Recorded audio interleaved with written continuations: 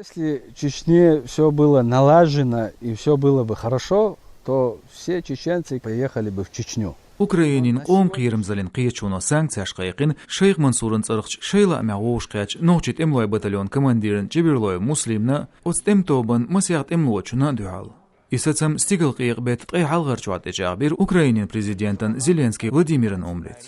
Versichuni habol separatishna versichurch yolot amba behkenchna gana duhalachir Şeyh Mansurun tsarq batalyon shezer pritol shezer tqay socheshka Donetskan kwast Mariupolin galen gerga. Устемдеqo официалн кипер герзваделер шезерт ясочера. Батальонде швабишбу памсацваш шина агуну ницqждаса бош билгаляканч дозан гергарч шейбазя.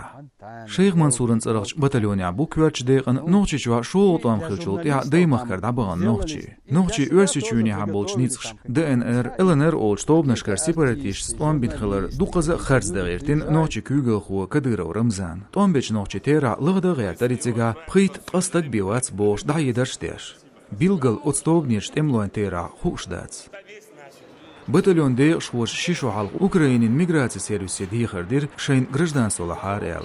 Осхейна Донбассич конфликта Украинан гортворияш шейла амят амибехкенчерна волонтершна гражданство еларн кеп ачехнер. Миграцион сервису гражданство цейлер от батальонерч шит темлочун низмо билгал дехкенчхенчва.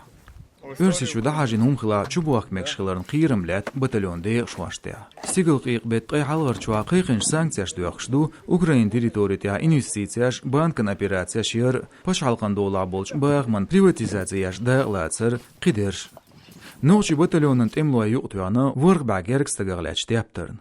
Ознағын юғабу Украинан мал балақ қуаленш сепаратистин ДНР, ЛНР олчтобни аннексиинш ғирман лидерш Ишт Қил Кавказия Республикшкара өрсичура криминалын авторитетч.